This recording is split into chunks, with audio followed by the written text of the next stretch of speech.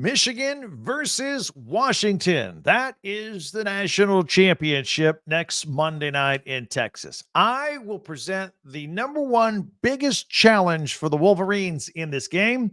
That is coming up next, right here on Locked On Big Ten. You are Locked On Big Ten, your daily podcast on the Big Ten Conference. Part of the Locked On Podcast Network. Your team every day.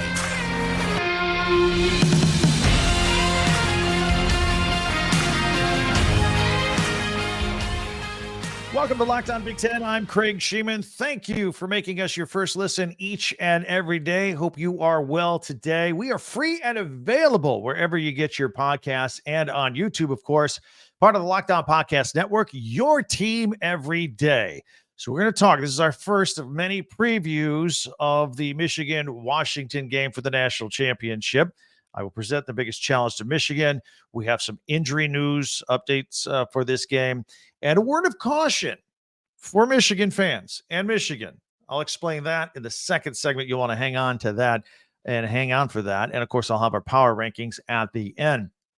All that is coming up right here. Be sure to subscribe if you haven't yet down below. Helps us out. Gets you in our Big Ten club, if you will. Follow Locked On Big Ten for free wherever you get your podcast. That way you get the latest episode of this podcast as soon as it becomes available each and every day. So we have our national championship. It is all set Monday night, January 8th at NRG Stadium in Houston. The 14-0 number one ranked Michigan Wolverines versus the 14-0 number two ranked Washington Huskies. These two teams survived the last of our four-team college football playoff.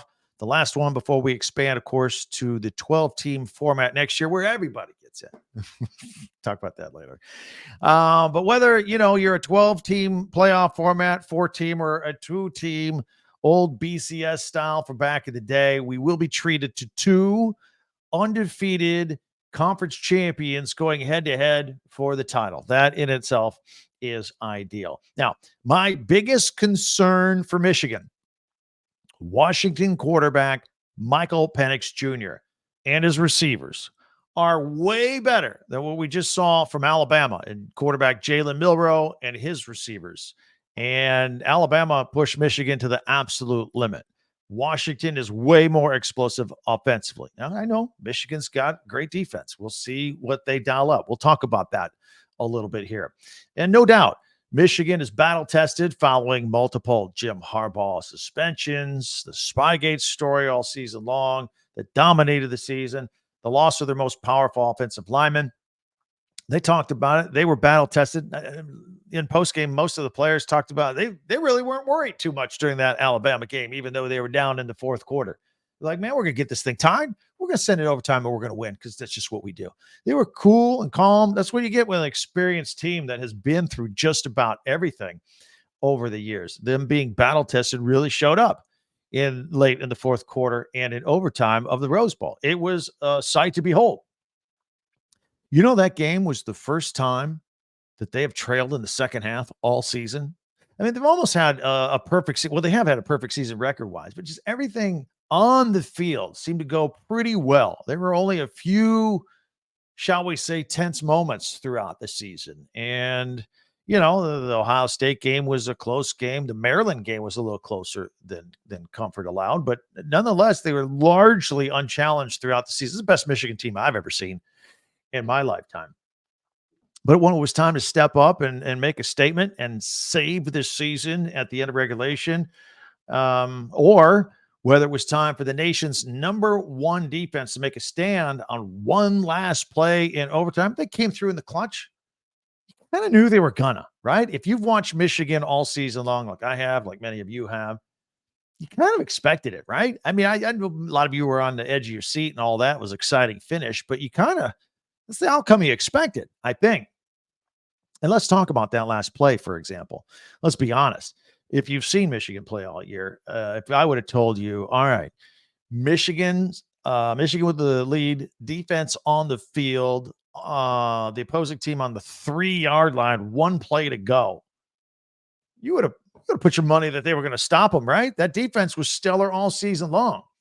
And the other thing, I mean, everybody in the state of Michigan thought that was a no-brainer. That was happening. Michigan was going to make the stop on that play, on that fourth down play from the 3-yard line.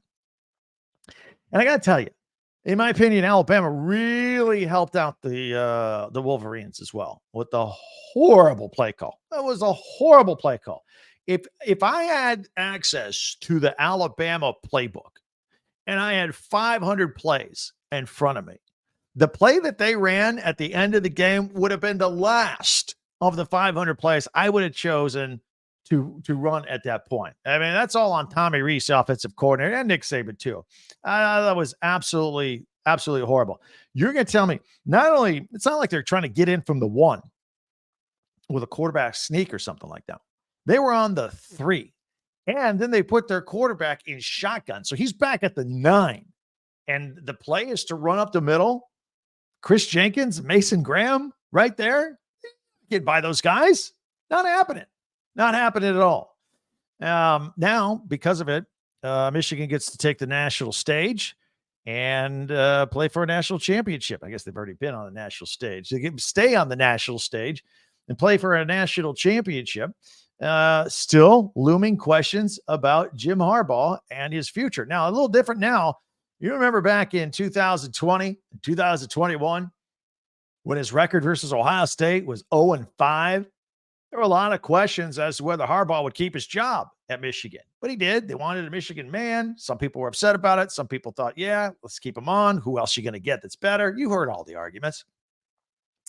So they kept him on, and he did. He turned everything around. He took the program to 3 straight wins versus Ohio State, 3 Big Ten titles, 3 college football playoff appearances, and the questions still loom about how much longer he's going to be at Michigan.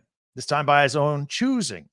And of course, he hired Don Yee, the agent, and that's who's going to represent him. He's an NFL agent, and we'll see where this goes.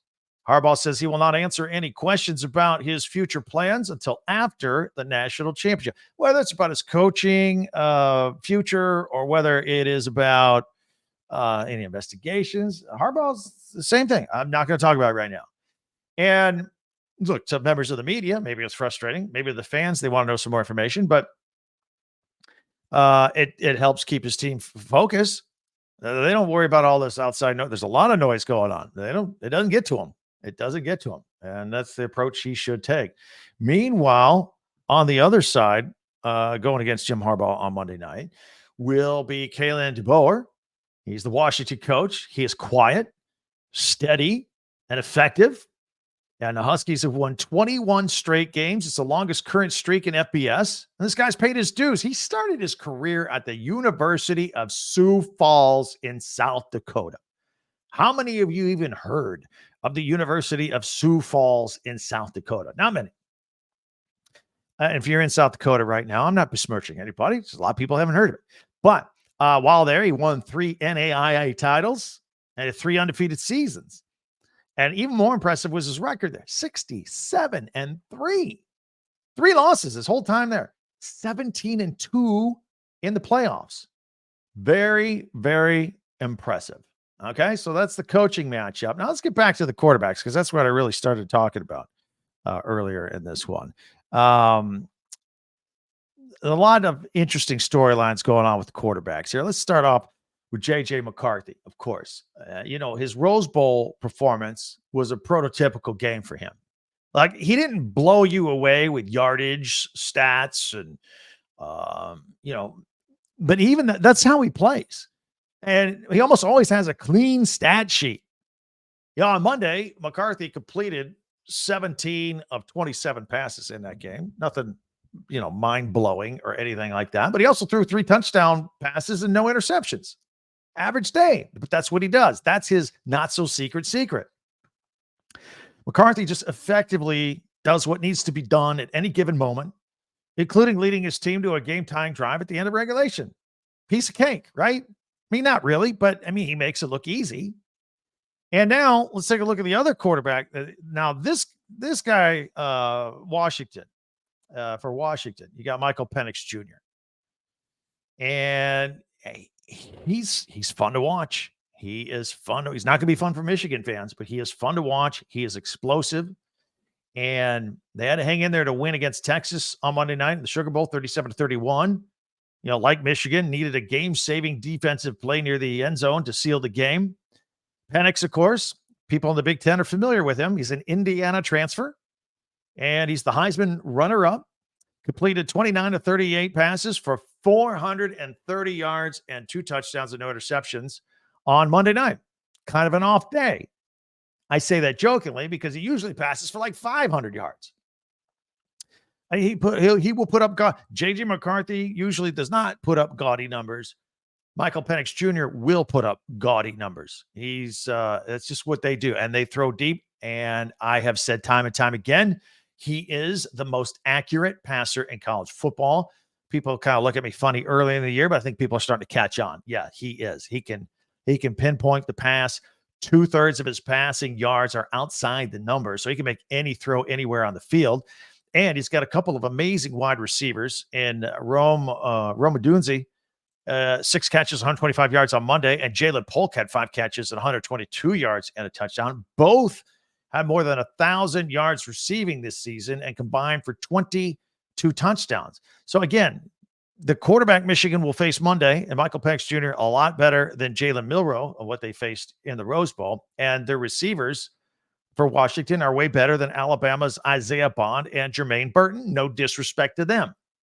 Michigan, by the way, held those 2 to 4 catches each on Monday night. So it is a lot to think about and take on. If you're Jesse Minter, the defensive coordinator for the Michigan Wolverines, you've got a lot to plan for here. This is going to be a much different matchup for Michigan. Now, I'm not saying Michigan can't handle it. I'm just saying that they need to be prepared to have a more explosive game. And I tell you what, so Michigan fell down by a touchdown was down by a touchdown late in that game and was able to come back. If Michigan falls down by a couple of scores to Washington, it's going to take everything they have to get back into it. Conversely, I think if you're up by a couple of touchdowns or 17 points on Washington, in a blink of an eye, this offense can get them back into a game. I've seen it happen time and time again. Now, I know the argument. Look, the Pac-12 teams aren't as good as Big Ten teams defensively. I get it. That's all up for consideration for this game. But the neat thing about this matchup, remember, in 8 months, Michigan versus Washington is just going to be an average Saturday in the Big Ten because Washington's coming. But here this upcoming Monday night, it'll be for the national championship. And by the way, just like we did Monday night after the Rose Bowl, we went live on YouTube on Locked On Big Ten, and we are going to do the same thing on Monday night after the national championship. As soon as it's over, Michigan and Washington, we're going to come here on live on Locked On Big Ten, and we're going to hash it out and react and talk about it. And if you're a Big Ten fan, hopefully talk about a Michigan championship. So we'll do all that. Love to know what you think. Hit me up on Twitter or X at Talk Big Ten number 10.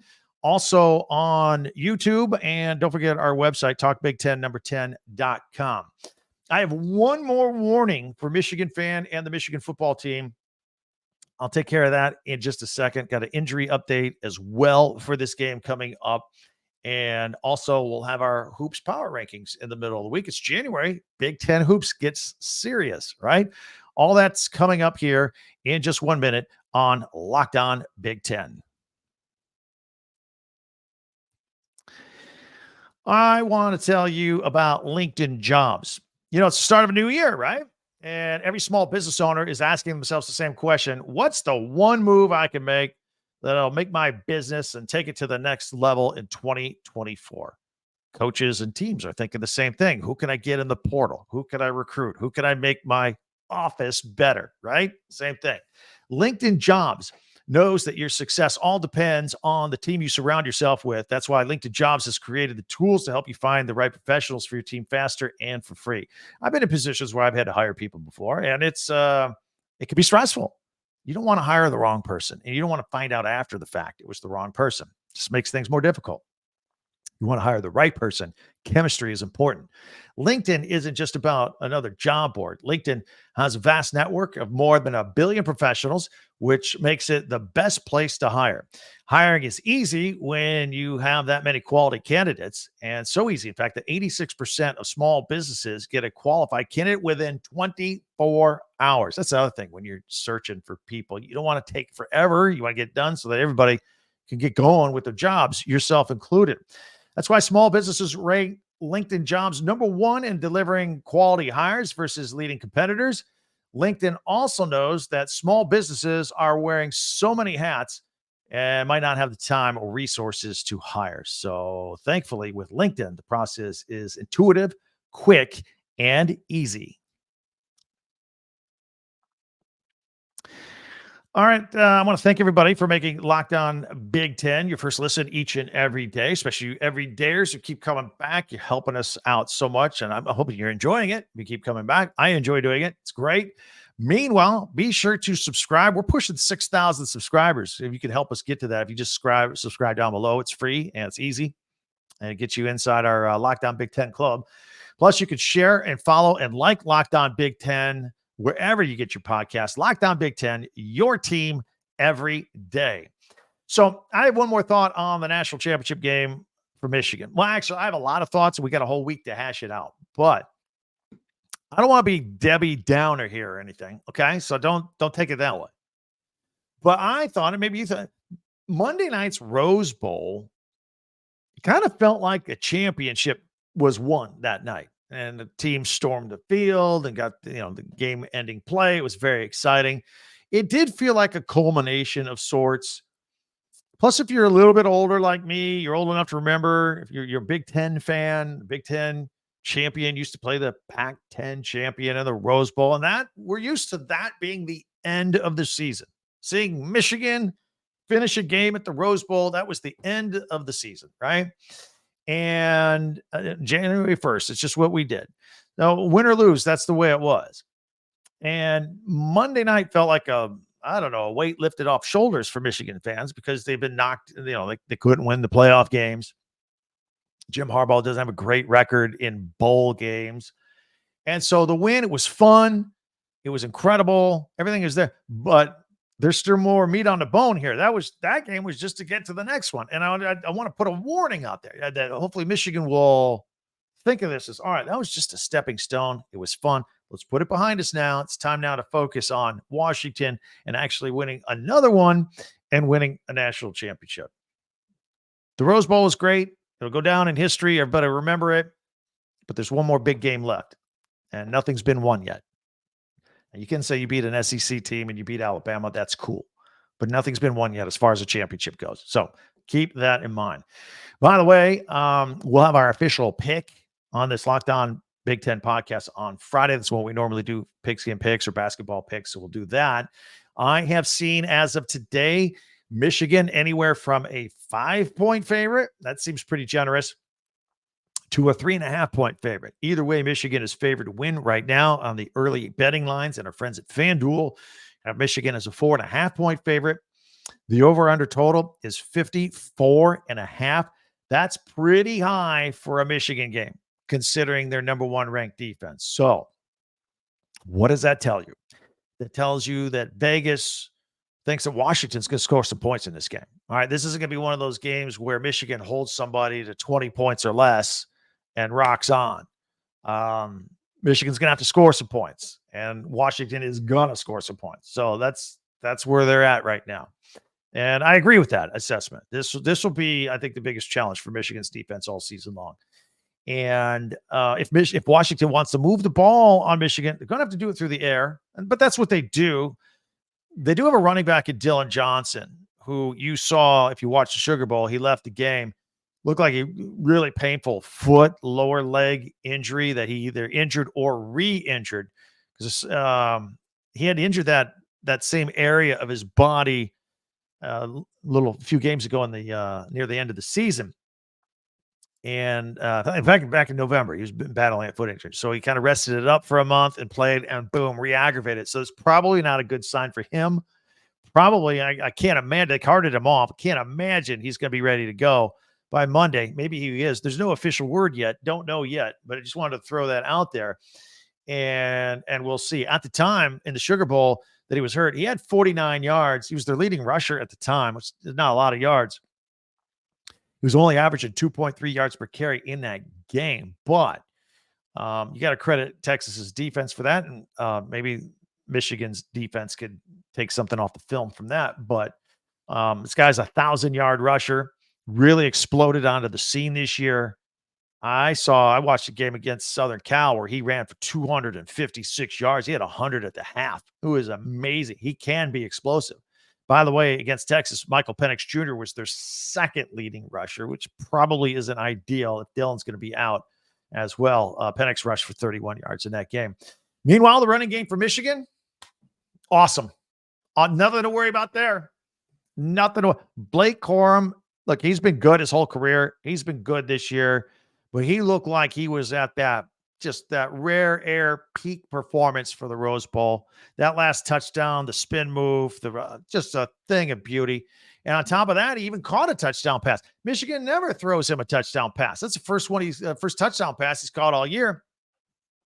Now it's something else on film that Washington has to worry about. Him coming out of the backfield near the goal line in the red zone to score a touchdown a different way. That play was so beautiful that J.J. McCarthy had two different guys he could have thrown to for a touchdown on that one. But it seems to me that the closer Corum gets to the end zone, the offense gets closer to the end zone, the better he becomes. And he just has that nose for the goal line like a few I've ever seen before. Absolutely incredible. So anyway, lots of things to worry about on both sides. That's why coaches get paid millions of dollars to figure all this stuff out. It promises to be a great, great game. For sure. Also, while I have a moment, I would like to tell you, in case you haven't caught it yet, but the Locked On network of podcasts recently launched the first ever national sports 24/7 streaming channel on YouTube. It's called Locked On Sports Today. And again, it's here for you 24/7, covering the top sports stories of the day. And it's got our national shows that cover every league. As I mentioned, this show, Locked On Big Ten, airs on there periodically. And you can check that out as well and subscribe to it after you subscribe to Locked On Big Ten. You can go subscribe to that too. Locked On Sports Today is what it's called. Check it out. All right. We've got our power rankings coming up. We always do this in the middle of the week. We take a look at the basketball teams. And of course, it's January, which is an awesome time for Big Ten basketball because it gets serious now, right? So we'll take a look at all of that. It is coming up in 1 minute right here on Locked On Big Ten.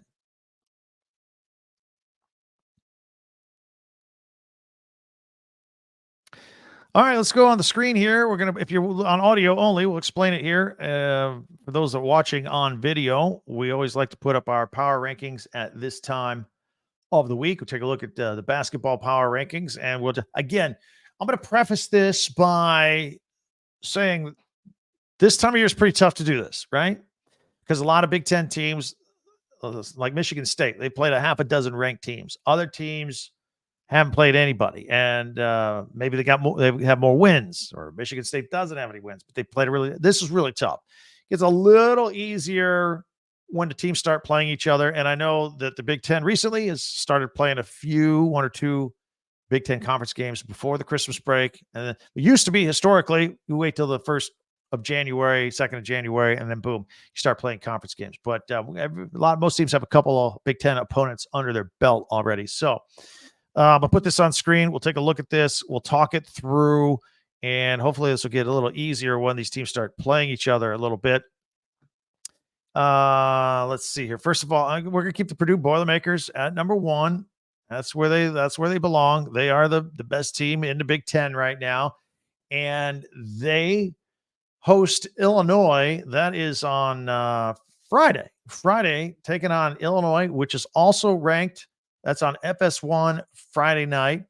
I have Wisconsin at number 2. I know Illinois is ranked higher than Wisconsin, but this Terrence Shannon situation is a problem. And since he's not going to be there for the foreseeable future, we're going to knock Illinois down just a little bit, maybe more. We'll see how they do against Purdue on Friday night. And then we have Northwestern at number 4, which they're the little peek behind the curtain, if you will. I'm as we're taping this podcast right now, Illinois and Northwestern are playing right now. and we'll see how this comes about. We may flip these guys around. We'll see who the winner of this Northwestern Illinois game is. Okay. Number 5, the Ohio State Buckeyes. They have Rutgers on Wednesday. Rutgers has a pretty good defense. And Ohio State's a little streaky on the shooting. Some nights they can hit their threes. Sometimes they go cold. We'll see it. Number 6, got the Nebraska Cornhuskers. They face Indiana tonight. If you're watching this when this gets released on a Wednesday, it's tonight, Wednesday night. Taking on the Hoosiers. Both teams, I'm kind of curious to see how this goes. This is going to be like Indiana's 10-3, Nebraska 11-2. That's a 9:00 game on the Big Ten Network. I'm going to check that out. Malik Renew is playing out of his mind. He is really stepping up. He bulked up, leaned up, and he is really coming into his own as the leader of this basketball team, taking the position, the leadership position of Trace Jackson Davis, who's gone. Mackenzie Mbako, he was the 5-star that came in, really struggled to stay on the court due to some lack of defense at the beginning, but he is showing some signs of coming along. Of course, Khalil Ware looks like a gold mine find here. You get these 3 playing at their best, this could be a pretty formidable team, a pretty good front line. We'll see how Mike Woodson and company get this team rolling. Michigan State at number 8. They host Penn State Thursday night. That's a 7:00 game on Peacock. As I mentioned, Rutgers are at number 9. They are at Ohio State again Wednesday night, tonight, 7 p.m. on the Big Ten Network.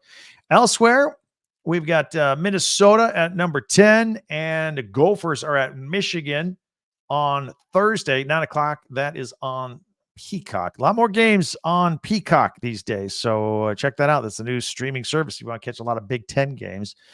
Rounding out the best of the rest, if you will, Maryland Terps at number 11. I've got Michigan. They, as I mentioned, they're taking on Minnesota Thursday at number 12. Penn State at number 13. They're at Michigan State Thursday. And Iowa. Iowa's struggling out of the box, but that's where they are at number 14. I keep waiting for Iowa to move up. They got some shooters and some players that could shoot them out of the bottom of this. So anyway, that's a look. What do you think? Love to hear from you. Many ways to hit me up on Twitter/X at TalkBig10 Also on our website, TalkBig10 10.com, and on YouTube. Always look forward to your reaction. And I like it when you guys go back and forth with each other, although sometimes gets a little unfriendly. The rivalry on the football field or the basketball court extends now onto our YouTube channel comments. I'll just say that. The rivalry continues, but glad you're a part of it. Thank you very much. And I always appreciate your opinion. So anyway, if you haven't yet, please subscribe, help us out, follow this podcast right now on your favorite podcast app, and you'll get the latest episode of Locked On Big Ten as soon as it becomes available each and every day. And don't forget, Locked On has launched the first ever national sports 24/7 streaming channel on YouTube called Locked On Sports Today. Subscribe there as well. All right. Always a lot of fun getting a day closer to that national championship. Looking forward to that Michigan-Washington game on Monday night. We're going to be doing a lot more on that game. There are many things to pick apart and dissect as we move closer and closer to that game. And don't forget, one more time, after that game Monday, we're going to go live here on our Locked On Big Ten channel, just like we did after the Rose Bowl. Until then, or until tomorrow, we have another podcast released bright and early every single morning, audio and visual. We'll see you then. Thanks for checking us out. I'm Craig Sheeman for Locked On Big Ten.